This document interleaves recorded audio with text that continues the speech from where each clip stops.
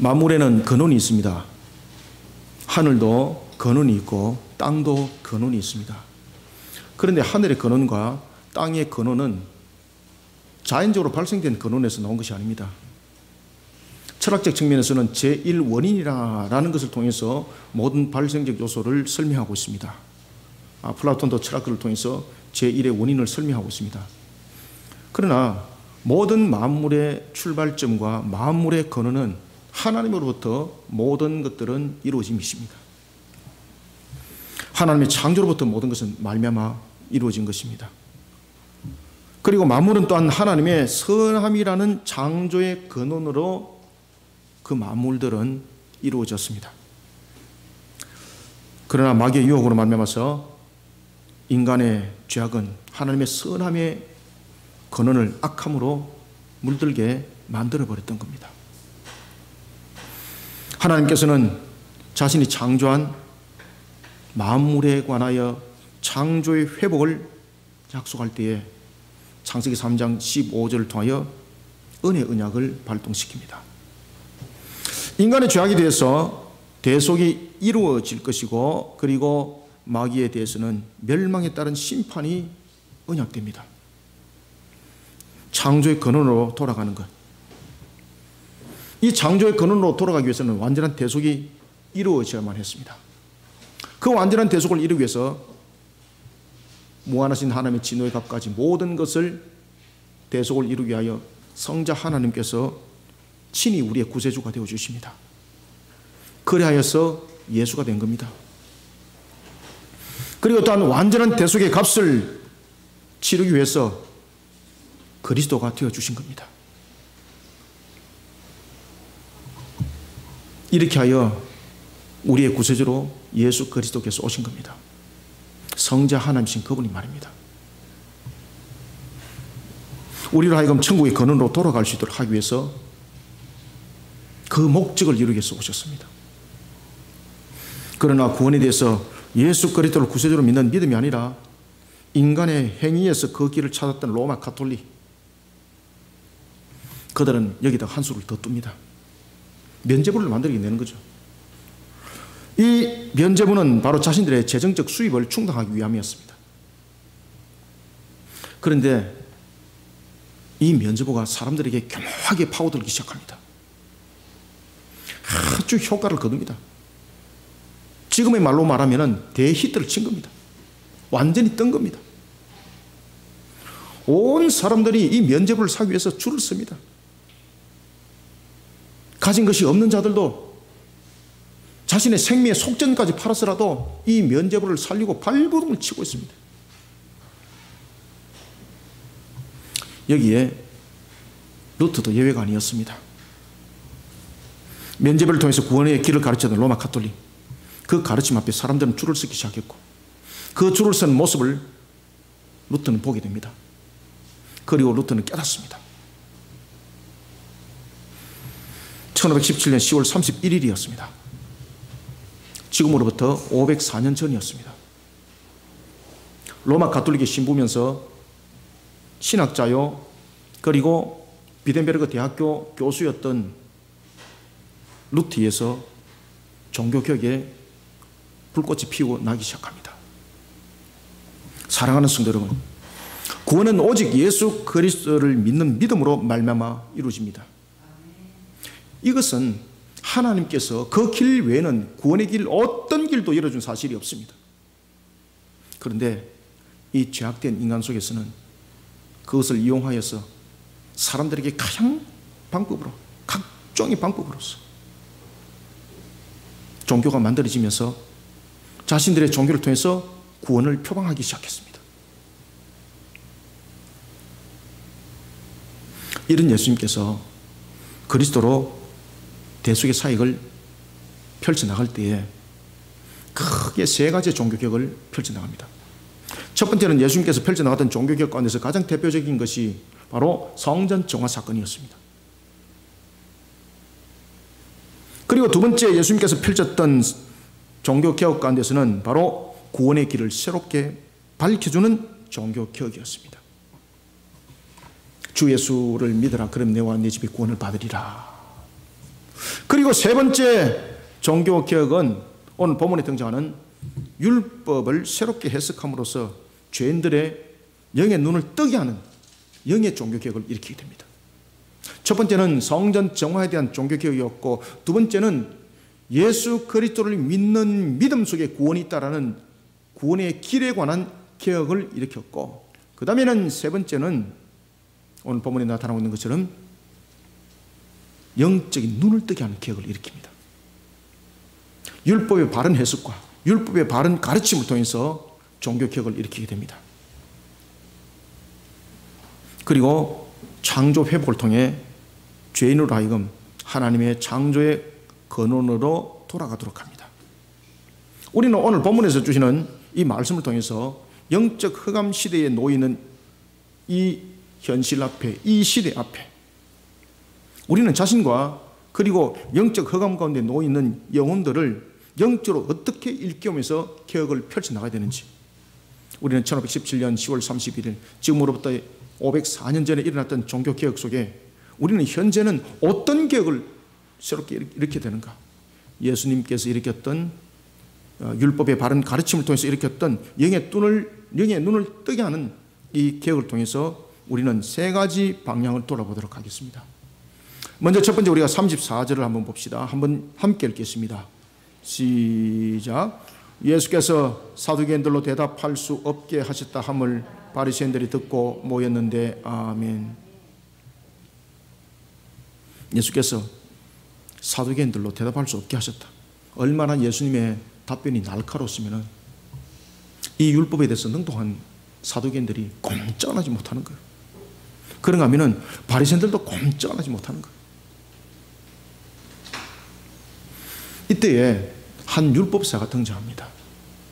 이 한 율법사는 일반적 율법사가 아닙니다. 아주 율법에 대해서 능통할 뿐만 아니라 율법에 대해서 달인가였습니다. 그런가 하면 여기서 나타나는 율법사는요, 당시에 율법적 논쟁이 있었습니다. 각 파별로. 그 논쟁 중에서 논쟁에 대해서 달변가라고 말할 수가 있는 그런 율법사. 우리가 전투 경력으로 말하면 백전백승을 이룬 율법사. 그가 예수님께 다갔습니다. 우리는 오늘 이 본문들을 통해서 34절과 35절을 통해서 우리는 이렇게 영적으로 흑암 속에 가려있는 이 현실 가운데서 우리는 어떻게 창조 회복이라는 근원으로 돌아가는 계획을 일으켜야 되겠는가? 먼저 첫 번째는요, 지식을 앞세워 논리로서는 안 됩니다. 지식을 앞세워 논리적인 것을 제시하는 신앙이 아니라 십자가입니다. 십자가의 진리를 깨달아 아는 그 신앙의 근원으로 돌아가는 개혁을 우리는 일으켜야 합니다. 아주 근원적 개혁이 일어나야 합니다. 구원의 진리를 전가하고 있는 예수님 앞에 바리새인과 사두개인들이 연합을 이룹니다. 이들이 가지고 있는 율법적 지식, 유대 사회 속에서 인정을 받았습니다. 그 어느 누구도 그들의 가르침 속에 넘어설 수 없었습니다. 사람으로는 능히 넘어설 수 없는 그들의 가르침. 그런데 그들의 가르침이 예수님의 가르침을 이기지 못하는 겁니다.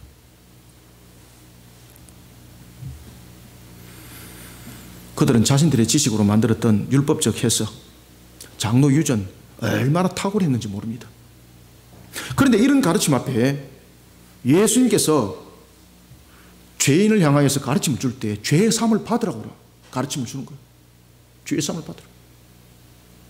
유대인들은 스스로 선민이라고 여겼던 그들에게는 죄사함이라는 것이 성립이 되지 않습니다. 그런데 죄사함에 관한 구원을 가르치고 있는 예수님, 천국복음을 가르치고 있는 예수님의 그 가르침은 자신들의 가르침에 대한 도전으로 여겼던 겁니다. 이들은 예수님의 가르침을 진리로 받아들이지 않았습니다. 이들은 예수님의 가르침을 자신들의 텃밭에, 자신들의 단단한 그러한 종교적 기반 위에 흔들어 놓는 하나의 도전적 행위로 여겼던 겁니다. 예수님께서는 진리를 가르치고 있는데 영적 흑암 속에 이들이 사로잡혀 있다 보니까 예수님의 가르침을 자신들에 관한 도전 행위로 여기는 겁니다. 자신들의 조직에 관한 도전, 자신들의 기반에 관한 도전, 자신들의 공동체를 향한 흔들어버리는 하나의 규범적 도전. 용납할 수 없었던 거죠. 그래서 이들이 그 당시에, 예수님 당시에는 아주 이 율법사들이 파가 대단했습니다. 우리는 성경을 읽으면 이들이 마치 하나가 된 것처럼 여러분들이 알고 있는데 그렇지 않습니다. 바리새파 가운데서도 수많은 학파들이 있습니다. 자신들의 율법적 중심의 주장들이 학파를 형성했고 이것을 통해서 자신들끼리 논쟁을 벌이고 자신들끼리 싸우고 그럽니다.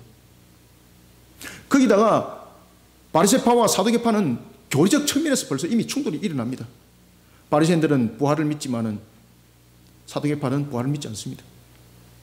바리새인들은 천사론을 인정하지만은 사두개파는 천사론을 인정하지 않습니다. 완전 이런 대질적 측면에 있는 이들이 하나가 됩니다. 자신들의 기득권을 보호하기 위해서, 자신들의 종교적 가르침이 무너짐을 당하지 않기 위해서 바리새인과 사두개인이 하나가 됩니다. 그리고 예수님을 공격을 합니다. 그런데 그러한 예수님을 공격했던 그들의 그 공격 수단이 마치 날이 빠진 칼처럼, 토막도 하나 썰지 못하는 톱처럼 되어버린 겁니다. 이런 이들이 마태복음 16장 1절 이하에 보면은 예수님을 넘어뜨리기 위해서 다시 공모를 합니다. 그러나 이들이 앞세웠던 그런 공모적 공격, 예수님의 진리적 가르침에 이기지 못하고 있습니다. 그래서 여러분들 우리에게 굉장히 중요한 것들은 뭔가 하면은 우리가 강조점들을 가져야 될 것이 뭔가 하면은요, 진리에 대한 사수입니다. 일반적으로 사람들이 말할 때 진리에 대한 사수를 우리가 보수적이다 또는 고리타분하다고 말하고 있지만은 진리에 대한 사수적 측면에서는 고리타분이라는 용어가 적용이 되지 않습니다. 보수라는 부분들이 적용이 되지 않습니다. 진리 속에 어떻게 보수가 있고 어떻게 그 속에 또 다른 언어가 등장할 수가 있습니까? 진리는 진리로 끝나는 겁니다. 그런데 사람들은 이 진리에다가 모양을 입히기 시작하는 겁니다. 그러니까 진리가 힘을 잃어버리는 겁니다. 지식을 앞세워서 논리적 제시 신앙이 아닙니다. 십자가의 진리입니다. 지금 이들은 하나님께 주신 이 율법을 자신들의 것으로 포장을 해버렸습니다. 세상 사람들이 들을 때는 얼마나 감미로운 달콤한 맛을 가진 말씀인지 몰랐습니다. 그런데 예수님의 가르침에 그 진리 앞에 꼼짝을 못하는 겁니다. 예수님의 그 진리 앞에 이기지를 못하는 겁니다. 진리는 반드시 승리합니다. 예수님의 진리의 말씀에 이들이 이기지 못하자 비상수단을 강구합니다. 그것은 바로 바리새인 가운데서도 율법에 아주 박식한 율법사를 등장시킵니다. 당시 율법은 서두에도 말씀드렸던 것처럼 굉장히 논쟁들이 많았습니다. 어떤 율법을 강조하느냐에 따라서 자신들의 학파가 갈라질 정도로 다양한 학파를 가지고 있었습니다. 이들은 율법적 가르침이 진리를 깨닫는 그 목적이 아니었습니다. 자신들의 중심적 가르침이 옳다라는 것을 강조하는 측면에서의 그 모든 것의 깨달음이었고 가르침이었습니다. 따라서 한 율법사가 예수님을 향해서 지금 공격을 하는 것도 진리를 깨닫기 위한 목적이 아닙니다. 자신들의 조직을 지키기 위해서 예수님을 음해할 목적으로 한 율법사가 세워지고 예수님께 지금 도전장을 던지는 겁니다. 자, 34절부터 35절 두 절을 한번 우리가 읽어봅시다. 시작. 예수께서 사두개인들로 대답할 수 없게 하셨다 함을 바리새인들이 듣고 모였는데 그 중의 한 율법사가 예수를 시험하여 묻되. 아멘. 이제 아시겠죠, 그죠? 한 율법사가 왜 등장했는지. 여러분, 지금 이 시대는 지식과 상식이 얼마나 탁월합니까? 차고 흘러 넘치는 시대를 살아가고 있습니다. 사람들이 그러잖아요. 모르는 거 있으면 네이버에 물어보라고. 네이버에 물어보면 온갖 것들이 답을 하고 있습니다. 차고 흘러 넘칩니다. 그런가 하면 과학을 바탕으로 한 전문화된 지식, 누가 들어도 맞다라고 말할 수 있는, 평가할 수 있는 매우 논리적인 제시가 이루어지고 있는 시대. 이런 시대에 살아가면서 신앙 또한 믿음이 아니라 논리적인 것이어야 된다는 것이 제시되기 시작했습니다. 여러분들, 신앙은 논리적이어야 될까요? 믿음이 되어야 될까요? 신앙은 논리가 아닙니다. 신앙은 믿음과 진리입니다. 우리는 진리에 대해서 우리가 깨달은 것으로 나타나는 것이 아닙니다. 주께서 말씀하신 것을 그대로 우리가 순종하여서 나가는 것이 진리의 믿음에 나가는 신앙의 여정인 것입니다. 진리를 전문화된 지식에 맞춰서 해석하는 경향들이 생겨나기 시작했습니다. 이러면서 신학적 학파들이 막 만들어졌죠. 그죠? 독일의 합리주의가 만들기 시작했고, 그런 속에 예수님의 부활을 합리적으로 우리가 따지고 보자 라고 말하면서 그것을 잠시 졸도로 그것을 만들어가기 시작하고, 그것을 환상적 사건으로 말하기 시작하고, 이런 부분들이 논리적으로 아주 적용적 측면에서는 맞더라는 것입니다. 그러나 분명한 것은 지식이 많다고 진리를 아는 것 아닙니다. 지식과 진리는 다릅니다. 지식이 많은 사람이 진리를 깨닫나요? 아닙니다. 로마서 10장 17절은 여기에 대해서 분명한 답을 줍니다. 믿음은 들음으로써 난다고. 들음은 그리스도의 말씀으로 말미암는다고 우리에게 말씀을 주고 있습니다. 여러분, 지금의 시대는 논리적 지식을 앞세워서 하나님의 진리의 말씀을 판단하는 새로운 영적 흑암 시대입니다. 네이버에 물어보면 전부 다 답을 주고 있는데 왜 이 시대를 영적 흑암이라고 말하고 있는가? 지금 이 시대를 가만히 바라보십시오. 지금 이 시대가 논리적 지식을 앞세워서 신앙을 분별해내고 판단해버리는 시대를 살아가고 있습니다. 진리의 말씀이 판단되어지고 있습니다. 그래서 이것을 우리가 새로운 영적 흑암 시대를 살아간다고 말하는 겁니다. 바리새인과 사두개인들이 진리의 말씀을 증거하는 예수님을 공격하기 위해서 율법사를 세운 것처럼 지금의 세상은 과학적 지식과 논리를 앞세운 합리라는 형틀 안에서 진리를 짓밟고 있습니다. 진리의 복음을 증거하는 사명을 지나친 종교적 편향주의에 따른 행위라고 몰아붙이고 있습니다. 사도행전 16장 31절에서 증거하고 있는 주 예수를 믿으라 그러면 너와 내 집이 구원을 받으리라고 하는 진리의 복음을 종교적 편견으로 받아들이고 있습니다.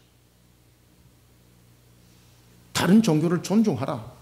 왜 기독교만 그렇게 구원이 있다고 고집하는가? 다른 종교도 다 비는 것이 있고 그 속에 구원의 길이 있지 않는가? 이렇게 몰아가고 있습니다. 진리를 종교적 편견으로 몰아가고 있습니다. 진리를 지나친 종교적 편향주의로 따지고 있습니다. 마귀가 펼쳐놓은 새로운 영적 흑암 속에 사로잡힌 결론입니다. 우리는 이런 영적 흑암을 깨뜨려야 됩니다. 이들에게 맞설 또 다른 방법론의 논리적 지식이 아닙니다. 그래서 예수님께서 십자가에서 죽으신 것을 갖다가 연약한 모습을 커버하기 위해서 이것을 의료적, 행위적 측면에서 설명을 해 나가다는 것을 제가 보았습니다.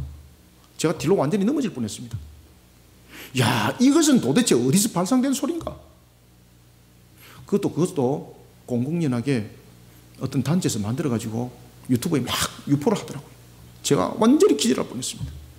예수님께서 십자가에서 죽으신 것은 밤새도록 잠을 주무시지 못하고 그 많은 고통과 그 괴로움 속에서 육신이 지쳐서 그 힘에 의해서 육신이 떨어지니 흉막이 막혔고 그래서 그 호흡이 멈춰서 충격적 의해서 그 사망이 이루어졌습니다. 라고 의학적 진단을 내리는 거예요.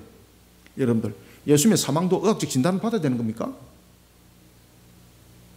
지금 우리의 믿음이 과학이라는 진단 위에 허가를 받아야 되는 것으로서 지금 통용이 되어 있고 상용화가 되어지고 있습니다. 그러니까 우리에 대한 구원들이 하나의 종교적 편향이라고 말을 하는 겁니다. 이러한 영적 흑암에 맞서서 우리는 또 다른 방법론의 논리적 지식이 아닙니다. 말씀의 근원으로 돌아가는 신앙으로서 우리는 영적 전투를 치러야 합니다. 지식을 앞세운 논리적인 것을 제시하는 신앙이 아니라 십자가의 진리를 예수님께서 십자가에서 다 이뤘다고 말씀하셨기 때문에 요한복음 19장 30절 다 이뤘기 때문에 더 이상 십자가에 달릴 필요와 이유가 없었던 것입니다. 그래서 예수께서는 6시간 만에 십자가에서 돌아가신 겁니다. 육신의 나약함이 아니었습니다. 육신이 지쳐서 흉막이 맞춰버렸고 그 속에서 생명이 끝나는 것이 아니었습니다. 그분은 신성과 인성으로 계시는 분입니다. 신성과 인성으로 성육신 하셨고 그 몸으로서 십자가에 달리셨던 분입니다. 말씀만 하시면은 자신의 육신을 회복시킬 수 있는 능력을 가지고 계신 분이었습니다. 그러나 그렇게 할 때에 대속은 이루어지지 않는 것이었습니다. 신성이 인성 뒤에 감춰져서 인성이 대속의 완전함을 이룰 수 있도록 도움의 역할을 했던 것이 바로 신인 양성의 위키적 연합이었습니다. 더 이상 달릴 필요가 없기 때문에 우리의 모진 고통과 우리의 모멸감의 모든 것들을 십자가에서 다 이루셨기 때문에 마지막으로 다 이뤘다고 말씀하시고 십자가에서 죽으셨던 것입니다. 그리고 3일의 부활은 완전한 저주에 대한 값을 치르심이었습니다. 예수님께서 만약에 부활하지 않았다면 지금도 여전히 우리는 구원받지 못하는 그런 어리석음 속에 우리는 종교 행위를 하고 있는 것입니다. 만약에 예수님께서 부활하지 못했다면 여전히 저주 상태에 놓여 있는 것입니다. 이런 진리를 어떻게 합리적으로서 어떻게 다른 지식적 방법으로서 우리가 설명해 나갈 수 있나요? 십자가의 진리를 깨달아 아는 신앙의 근원으로 돌아가는 격을 이렇게 합니다. 이럴 때에 히브리서 4장 12절의 말씀처럼 좌우의 날선 예리한 금의 말씀이 되어서 혼과 영을 찔러 쪼개서 영혼들을 주께로 돌아오게 하는 영적 흑암을 거두는 역사를 일으키는 종교개혁이 일어난다는 사실입니다. 우리는 오늘도 이 사실을 깨닫고 말씀의 근원으로 돌아오는 십자가 신앙으로서 우리는 세상 속에서 또 다른 하나의 합리적인 그런 지식적 제시를 통해서 어리석은 복음을 전하여 오히려 복음을 덮어버리는 그러한 역행을 행하는 자가 아니라 진리의 말씀 안에 십자가의 바른 신앙을 가르쳐 증거해 나가는 속에 그 혼과 영을 찔러 쪼개 그 영혼들을 주께로 돌아오는 그러한 기억을 일으키는 이 시대에 십자가 군병들이 다 되시기를 소망합니다. 그 다음에는 두 번째는 우리가 어떻게 영혼들을 창조의 근원으로 원래의 근원으로 돌아오게 해야 되는가. 36절 한번 읽습니다. 시작. 선생님, 율법 중에 어느 계명이 크니까? 아멘. 지금 이 율법사가 질문하는 것은 여러분들이 읽을 때는 이 상황들을 잘 모르기 때문에 이해를 잘 못하지만 이 상황을 잘 이해를 하셔야 됩니다. 율법사가 왜 지금 이렇게 질문할까요? 여러분 아시겠습니까? 우리는 36절부터 39절을 통해서 세상의 영혼들을 근원으로 돌아오게 할 때에 첫 번째는 하나님의 말씀에 입각한 십자가 신앙으로 그들의 영과 혼을 찔러 쪼개야 됩니다. 과학적 논리 또 다른 하나의 방법이 아닙니다. 그 다음에 두 번째는 이 영적 흑암 속에 가려있는 이 영혼들을 어떻게 하나님 안으로 돌아오게 할 수 있는가, 어떻게 근원으로 돌아올 수 있게 하는가. 여러분들 근원으로 돌아간다는 것을 창조 회복이라고 말하는 거예요. 어떻게 근원으로 돌아갈 수 있게 할 수 있는가. 저와 여러분들 기술로 되지 않습니다. 능력으로 되지 않습니다. 36절부터 39절은 예수님께서 우리에게 가르쳐주고 있습니다. 그것은 바로 뭔가 하면 세상으로 하여금 전인격적으로 하나님을 찬양하고 하나님을 경배하는 신앙과 함께 하나님의 형상에 대한 창조 회복을 통해서 창조의 근원으로 돌아가는 영적 기억을 일으켜야 됩니다. 우리는 어떻게 기억을 일으켜야 되는가? 세상으로 하여금 전인격적으로 하나님을 예배하고 하나님을 찬양하도록 그들을 이끌어 인도해야 됩니다. 지금 이 시대에 보십시오. 온 세상이 하나님을 예배하지 못하게 만들고 있지 않습니까? 지금 코로나는 하나님께서 우리에게 주신 하나의 신호에 대한 요한계시록을 통해 주신 종말의 센스입니다. 그런데 지금 교회들이 붙들림을 당하고 있습니다. 교회들이 예배 속에서 무너짐을 당하고 있습니다. 오히려 우리는 이것을 거꾸로 예배하도록 모여들게 만들어야 되고 찬양하도록 오히려 그들을 영적으로 개혁을 시켜야 되는데 교회가 붙들림을 당하고 있습니다. 우리가 세상을 올바르게 이끌고 인도하는 것은요, 창조 회복의 근원으로 돌아가는 겁니다. 하나님께서 인간들을 창조한 목적이 무엇입니까? 하나님을 예배하도록, 하나님을 영화롭게 하도록, 하나님께서 창조하신 피조 세계를 다스리는 측면에서 청지기로, 예배자와 청지기로 우리는 이 땅의 창조 목적 속에 세우신 자들입니다.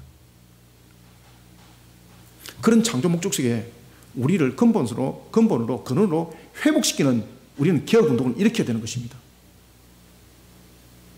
온 세상으로 하여금 하나님을 예배하도록 만들어야 됩니다. 온 세상을 하여금 하나님을 경배하도록 만들어야 됩니다. 온 세상을 향하여서 하나님을 찬양하도록 만들어야 되는 것입니다. 우리는 이런 개혁을 일으켜야 되는 것입니다. 지금 예수님을 향해서 한 율법사가 세워졌습니다.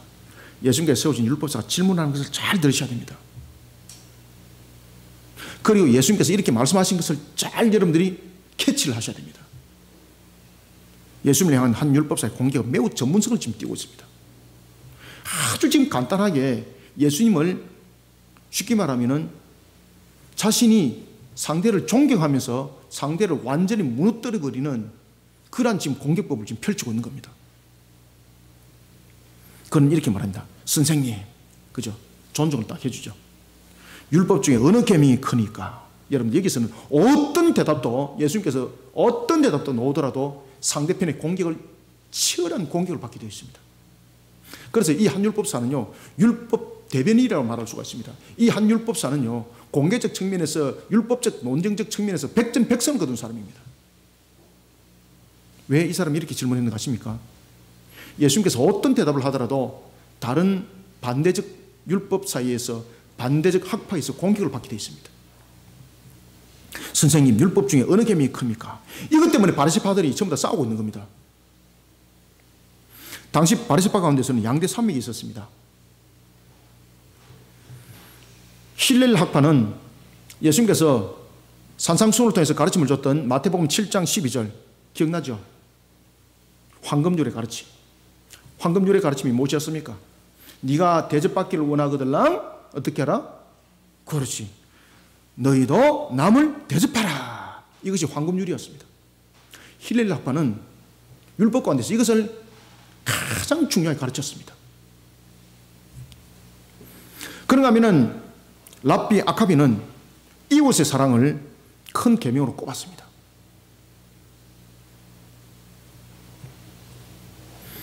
각 학파마다 그들이 가르치는 것이 중요성이 달랐습니다.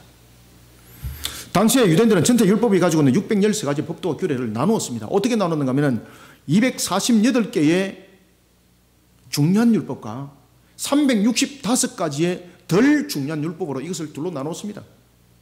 그러면서 이 중심 속에 자신들이 주장하는 것들이 있었습니다. 그러다 보니까 바리새파가 아주 다양한 학파들이 있었습니다.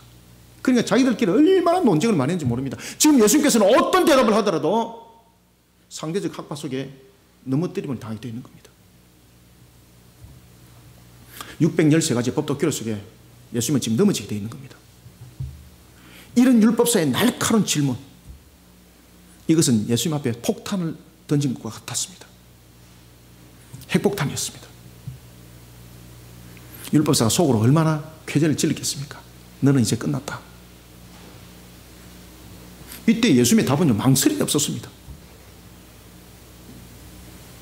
상대 공격을 피하여서 내가 잠시 생각을 하겠노라라고 그 현장을 떠날 수도 있었겠습니다만은, 잠시 조롱을 당하면서 수모를 모면할 수도 있었겠습니다만은, 예수님의 대답은 멈추질 않습니다.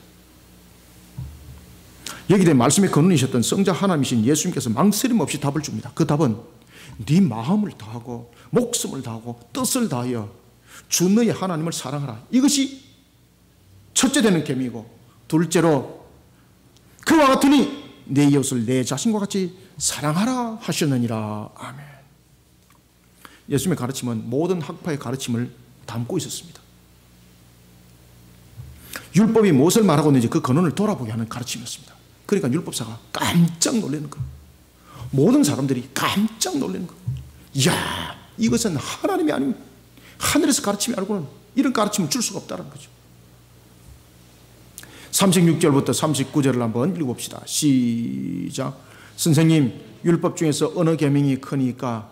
예수께서 이르시되 내 마음을 다하고 목숨을 다하고 뜻을 다하여 주 너의 하나님을 사랑하라 하셨으니 이것이 크고 첫째 되는 계명이요 둘째도 그와 같으니 내 이웃을 내 자신과 같이 사랑하라 하셨으니. 아멘. 하나님을 사랑한다는 것, 여러분들, 하나님을 사랑한다는 것은 어디로부터 출발이 이루어져야 될까요? 우리의 감성으로? 우리의 이성적 판단에? 아닙니다. 하나님을 사랑한다는 것은 하나님의 말씀에 먼저 순종하는 것으로부터 출발하는 겁니다. 여기에 대해서 하나님의 말씀이 우리에게 또한 중요한 것을 조명해 주고 있습니다. 그것은 바로 하나님의 창조 목적을 돌아보게 하는 겁니다. 하나님의 말씀을 지켜 준행하는 것은 하나님의 창조 목적을 돌아보게 하는 겁니다. 그 근원으로 돌아가게 하는 겁니다. 여러분들, 계명은요, 하나님의 창조 근원을 돌아보게 하는 겁니다. 그래서 우리는 하나님의 계명을 통해서, 계명은 구원의 길로 인도하는 것은 아닙니다만, 그 계명을 통해서 우리의 본 모습을 보게 하고, 그리고 우리가 죄인임을 깨닫게 하고, 그러면서 오실 메시아를 갈망하게 만드는 것이 바로 하나님께서 우리에게 주신 율법의 역할이었습니다. 다시 말하면 계명의 가장 중요한 것은 무엇인가 하면 우리로 하여금 근원을 돌아보게 하는 겁니다. 근원을 깨닫게 알게 하는 것입니다. 그래서 예수님께서 하나님을 사랑하라는 계명이 첫째라고 말씀을 주고 있는 겁니다. 하나님을 사랑한다는 것은 우리가 감각적으로 하나님을 사랑하는 것이 아닙니다. 하나님을 사랑한다는 것은 우리가 창조 목적으로 돌아가는 것을 말하고 있는 겁니다. 하나님의 말씀에 순종하는 것을 말하는 것입니다. 하나님의 창조 목적을 돌아볼 때 나의 모습이 지금 어떤 상태에 있는가, 이런 모습 속에 비춰보는 것이 바로 계명의 첫째 목적이라고 말하고 있는 겁니다. 이 속에 사람들이 깜짝 놀라는 겁니다. 인간은 하나님께서 세우신 창조 목적이 있습니다. 그래서 하나님의 사랑은 곧 하나님의 말씀을 지켜 준행하는 것인데, 그 속에는 무엇이 있습니까? 하나님을 찬양하고 경배하는 것입니다. 세상으로 하여금 하나님을 찬양하고 경배하는 근원으로 돌아오게 하는 우리는 격을 이렇게 합니다. 그래서 온 세상이여 하나님을 찬양하라, 온 세상이여 하나님을 경배하라. 이 개혁은요, 어떤 종교적인 행위가 아닙니다. 하나님의 창조 목적의 회복입니다. 그래서 우리는 종교개혁을 일으킬 때 제2의 종교개혁은 창조 회복에 관해서 강력함이 있어야 되는 것입니다. 인류에 대한 창조의 목적, 여러분들, 주인이 뭔가를 만들 때는 목적을 가지고 만듭니다. 그 목적에 부합해야 되는 것입니다. 인간이 만들어진 목적이 무엇입니까? 하나님의 창조의 목적이 무엇입니까? 하나님을 찬양 경배하는 것입니다. 온 세상으로 하여금 우리는 오늘 본문에 하나님께서 우리에게 주신 말씀처럼, 예수님께서 우리에게 주신 말씀처럼 창조의 근원으로 돌아가라, 이런 기억을 일으키는 이 사명사역 속에 교회와 그리고 그리스도인들이 함께 되는 것입니다. 이런 속에 교회는 일치가 이루어져야 되고 성도들은 연합을 이루어야 되는 것입니다. 그리고 예수님께서 주신 둘째 계명 보십시오. 둘째 계명이 무엇입니까? 내 이웃을 내 자신과 같이 사랑하라는 것입니다. 이 말씀은 하나님의 형상의 회복입니다. 하나님의 형상의 회복에 따른 인간 세상을 돌아보게 합니다. 유대인들이 경멸했던 사마리아인들, 그래서 예수님께서는 그 사마리아인을 가지고 비유적 측면에서 한 말씀을 준 것이 있는데, 그것이 바로 누가복음 10장 30절부터 37절, 누가 이 강도 만난 자의 친구인가 라는 부분에서 사마리아인을 등장시킵니다. 사마리아인은 유대인들의 입장에서는 아주 함께하지 못할 그런 경멸의 대상이었습니다. 왜 그런가 하면 BC 722년에 북이스라엘이 무너짐을 당할 때 아수르에 의해서 혼합정책이 펼쳐집니다. 세 가지 혼합정책이 펼쳐집니다. 지역적 혼합정책, 종교적 혼합정책, 혈통적 혼합정책, 그러면서 만들어졌던 것이 또한 혼합적 측면에서 사마리아 종교가 만들어졌고, 그런 측면에서 그들은 사마리아를 절대 지나가지 않습니다. 불의한 곳으로 그들은 여겼고, 그리고 또한 사마리아인들 자체를 부정하게 여겼던 것입니다. 그런 사마리아인을 예수님은 직접 찾아가셨습니다. 내 이웃을 내 자신과 같이 사랑하라. 이것은 바로 하나님의 형상의 회복입니다. 유대인들이 경멸했던 누가복음 10장 30절부터 37절의 사마리아인들과 같은 자들, 그리고 마태복음 5장 44절에서 말하고 있는 원수에 이르기까지 사람이 사람을 평가하고 판단할 것이 아니라 사람을 바라보면서 하나님을 바라보라는 겁니다. 사람을 바라보면서 하나님을 바라보라는 겁니다. 그래서 하나님의 형상이라는 거예요. 하나님의 형상. 사람은 하나님께서 세상과 비교할 수 없이 존귀한 자로 창조하셨습니다. 인간에 대한 창조 회복의 기억이 일어나야 합니다.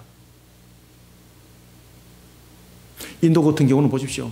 인간은 계급화해서 말도 안 되는 속에 사람들을 두고 있습니다. 그런가 하면 또한 우리는 자본적 사회 속에서 빈부의 격차를 두면서 인격적 모멸감을 두고 있습니다. 그러면서 사람들을 차별하고 있습니다. 인간에 대한 창조 회복, 인간에 대한 창조 회복에 대한 개혁이 일어나야 합니다. 우리는 하나님을 사랑하라는 그 계명 속에 우리는 세상을 향해서 하나님을 찬양하고 경배하고 예배하는 자리에 온 인류가 세워지기를 우리는 기억해야 됩니다. 그런가 하면 두 번째 계명 속에서 이웃을 내 몸같이 사랑하라고 하나님께서 우리에게 주신 말씀처럼 하나님의 형상의 회복 운동을 일으켜야 합니다.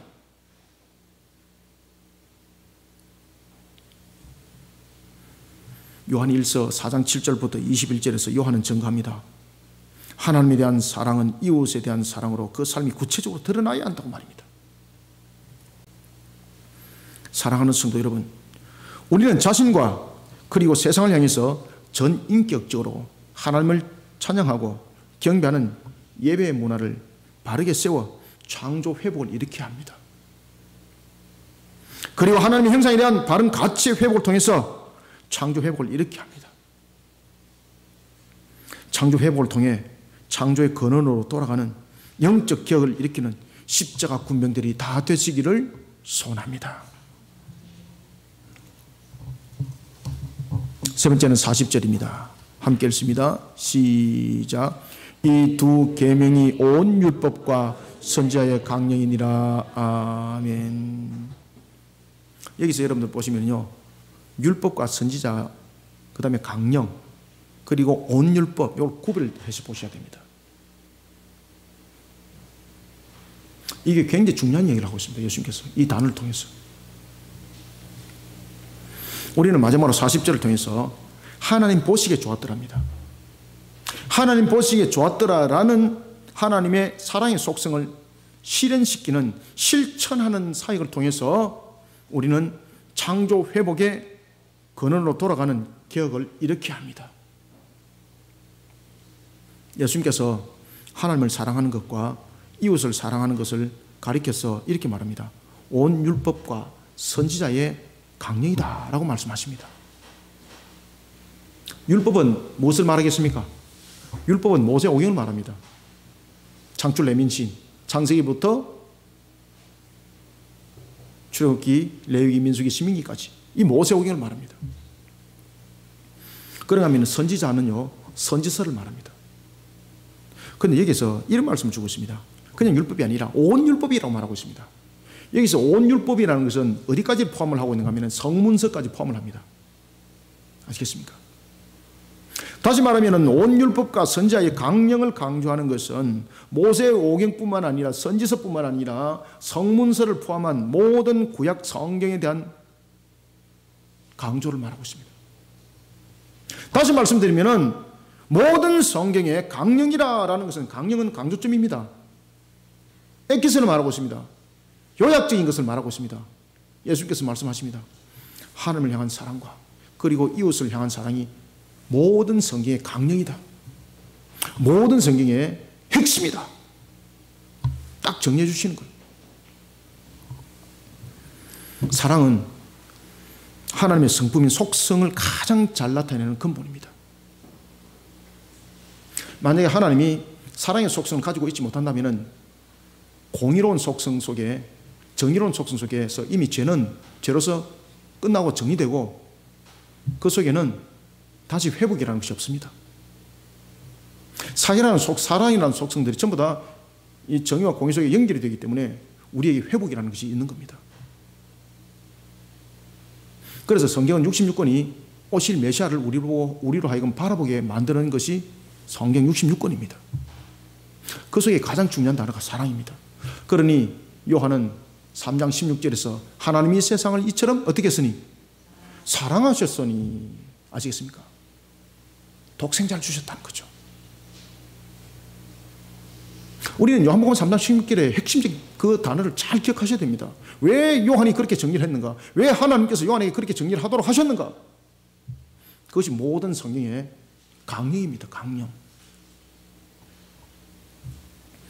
사랑은 하나님의 성품인 속성을 가장 잘 나타내는 근본입니다. 근원이면서 강령입니다. 지금 제가 여러분들에게 지금 말씀을 전가하고 있으면서 학교의 학생들에게 마치 강의하는 것 같은 그런 느낌이 지금 들고 있습니다. 그런데 중요한 것은 강의가 아니라, 강론이 아니라, 설교가 아니라 하나님의 말씀으로 듣는 것이 중요합니다. 나의 입술은 능력이 없어서 새로운 화법을 사용하지 못하고 때로는 여러분들에게 어려운 어를 사용할지라도 성령께서 여러분들을 감동 감화시켜서 이해하게 만드시고 은혜받게 만드실 것입니다. 그러니 말씀을 사모하시고 예배를 사모하시기 바랍니다. 사랑은 바로 하나님의 속성 가운데 나타나는 근본이고 근원이고 강령입니다.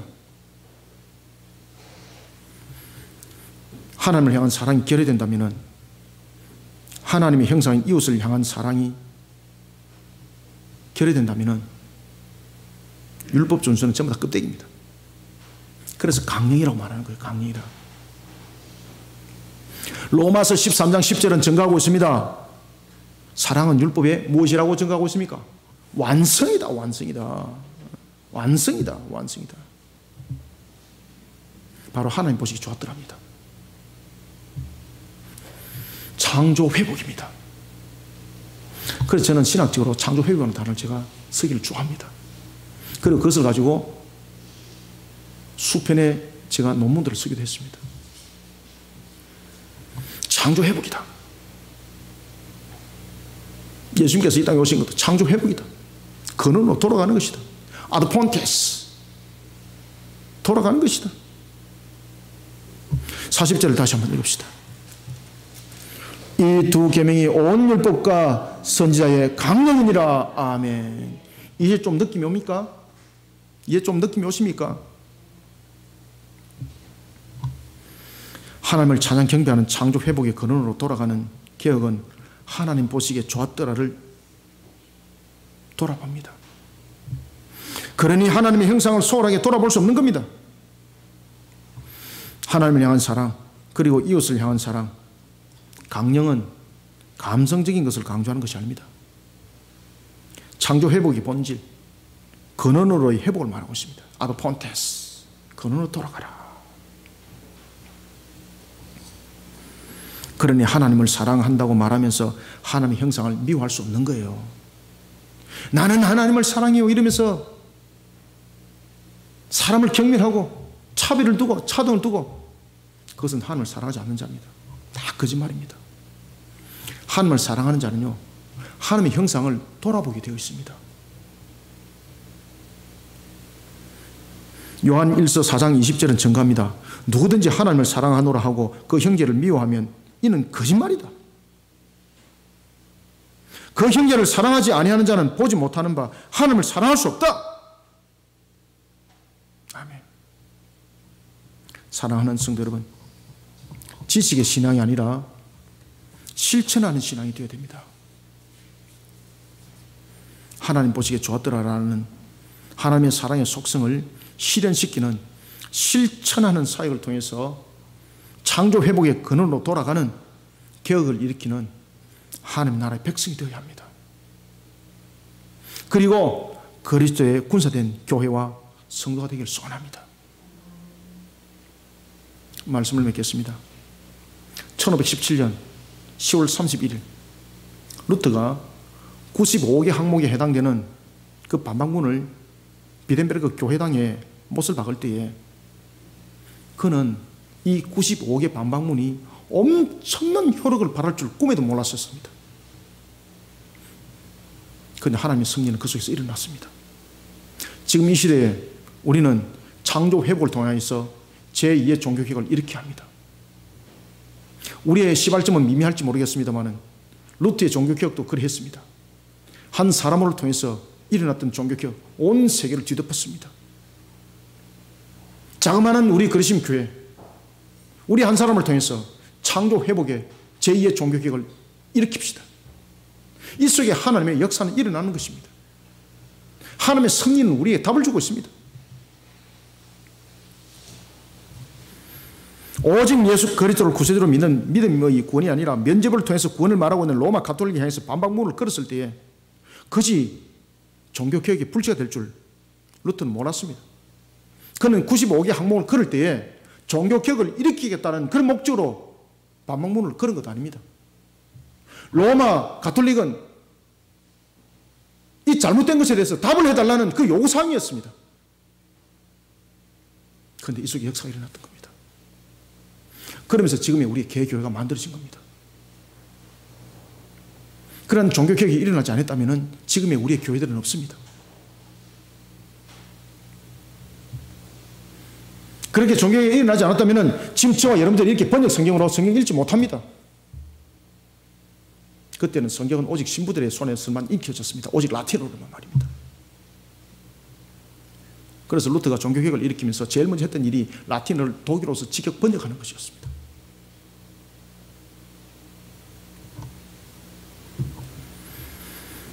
종교개혁의 불씨는 계획으로 일어난 것 아닙니다. 내가 이렇게 할 것이라는 어떤 모임을 통해서 일어난 것 아닙니다. 우리는 하나님께 주신 사명에 대해서 진리로 그리고 진리를 사수하는 측면에서 일어서는 군사만 되깁니다. 그 군사로 되었던 그 속에 역사는 일어났던 이 사실 앞에 이 진리의 현장 앞에 우리는 쓰임받아야 합니다. 내가 뭔가를 큰 일을 이루겠다라는 그런 욕심적인 탐욕이 아닙니다. 내가 역사 속에 남아있는 하나의 인물이 되겠다 이런 역사가 아닙니다. 내가 진리를 사수하리라. 내가 생명을 내어놓고라도 내가 이 진리를 사수하리라. 이 진리 앞에 우리는 이 시대에 생명을 내놓아야 합니다.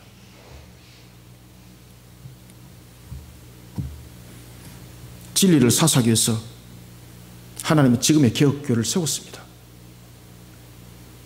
그런데 지금의 이 시대를 돌아보십시오. 진리 앞에서 세워놨던 이 지금의 개혁교회들이 오히려 진리의 역행을 하고 있습니다. 제2의 종교개혁을 일으켜야 합니다. 창조 회복을 통하여 제2의 종교개혁을 일으켜야 합니다. 그래서 이 종교개혁이 혁명과 같이 일어나야 합니다. 영적 투쟁이 일어나야 합니다. 저 그리스도가 되어가고 있는 죄악된 세상에서는 참된 아름다움 없습니다. 하나님이 보시기에 좋았더라라는 창조의 근원으로 돌아가야 됩니다. 우리는 창조 회복을 일으키는 개혁을 일으켜야 됩니다. 창조 회복을 일으키기 위해서는 우리는 두 가지 분명한 개혁의 사역들이 펼쳐나갈 방향들이 있어야 되는 것입니다. 첫 번째는 십자가 신앙이 되어야 됩니다. 반드시 십자가 신앙이 되어야 됩니다. 혁명적 개혁이 십자가 신앙으로 일어나야 합니다. 폭력이 아닙니다. 집단화가 아닙니다. 십자가 신앙입니다. 진리로서 이겨야 합니다. 진리가 혁명이 되어야 합니다. 사람의 힘이 규모가 집단이 혁명이 되어서는 안 되는 것입니다. 십자가 신앙이 혁명이 되어야 되는 것입니다.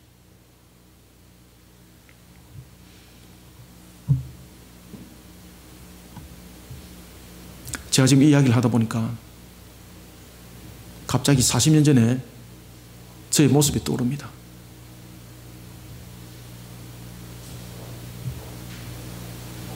하나님께서 나의 어리석음을 녹아서 그리고 뭉개뜨려서 저를 목사로 만들었습니다. 그리고 저로 하여금 진리를 사수하는 군사가 되도록 이 시간에 세워서 쓰임을 받도록 만들고 있습니다. 요한복음 19장 30절에 말씀을 주고 있습니다. 다 이뤘다. 다 이뤘다. 다 이뤘다. 신인 양성으로 계시는 그분께서, 위격적 연합으로 계시는 그분께서, 십자가에 달릴 때 그분께서, 분명히 신성이 인성과 함께 하나님께를 이루고 있는 그분께서 다 이뤘다고 말씀하신 그 십자가 신앙으로, 그 십자가 신앙으로 우리는 투쟁을 해야 되는 것입니다. 십자가 신앙으로 창조 회복의 개혁을 펼쳐나가는 우리 성도들이 되시길 바랍니다. 그런 속에 세상에 진리를 앞세워 논리를 제시하는 그릇된 것들, 그 십자가 신앙으로 이겨나갈 수가 있는 겁니다. 우리는 세상적 측면에서 논리 제시가 아닙니다. 논리적 판단이 아닙니다. 에피크로스 학파와 스토아 학파들을 보십시오. 사도 바울이 그들과 논쟁을 벌였을 때 철학적 측면에서 그들과 함께 논쟁을 벌였습니다. 철학적으로 논쟁을 했습니다. 그러니까 그들이 나중에 헤어지면서 뭐라고 말했습니까? 야, 너 참 좋은 학설을 가지고 있구나.